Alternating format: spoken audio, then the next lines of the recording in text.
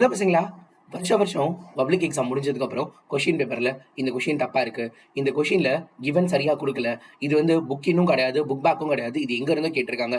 இந்த கொஷினே தப்பு. இதுக்கு கிரேஸ் மார்க் கண்டிப்பா குடுக்கணும். ஆனா இத நான் யார்கிட்ட போய் சொல்றது? எப்படி சொல்றது? எங்க மேம் கிட்டயும் சொன்னேன். ஆனா அவங்களும் அது வந்து யாராவது பார்த்துப்பாங்க. அந்த யாராவது யாரு? அப்படிங்கிறது தான் ஒரு முக்கியமான கேள்விக்குறியா இருந்துச்சு. இந்த வருஷம் அதுக்காக ரொம்ப ஸ்பெஷலா ஒரு இமெயில் ஐடி குடுத்துருக்காங்க. நீனா இருக்கலாம், நானா இருக்கலாம், யார் வேணா நம்ம என்ன பண்ணலாம்? ரெக்வெஸ்ட் பண்ணலாம். பட் வேலிடா இருக்கணும். ஸோ இப்போ மேலே பார்த்தீங்கன்னா தெரியும். 2ஆம் தேதியிலிருந்து ஏப்ரல் 6 வரைக்கும் நடக்கக்கூடிய 10th அண்ட் 12th பப்ளிக் எக்ஸாமினேஷன்ல ஏதாவது கொஷின் பேப்பர்ல மிஸ்டேக் இருக்கு, ஏதாவது ஒரு தவறு இருக்கு அப்படின்னா அதை நம்ம கரெக்டா எக்ஸ்பிளைன் பண்ணணும். சின்ன சின்ன மிஸ்டேக்ல வேலிடா இது புக்ல இப்படி இருக்கு, ஆனா இதுல இப்படி கிடையாது.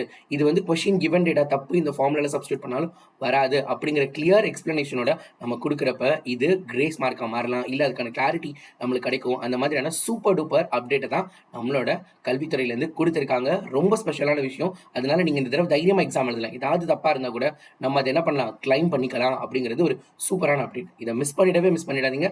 இது வரைக்கும் யாருக்கும் இல்லாம இந்த தடவை உங்களுக்கு இந்த ஆப்பர்ச்சுனிட்டி கிடைச்சிருக்கு. இதை பத்தி நீங்க என்ன ஃபீல் பண்றீங்கன்னு கமெண்ட் பாக்ஸ்ல கமெண்ட் பண்ணுங்க. டடா.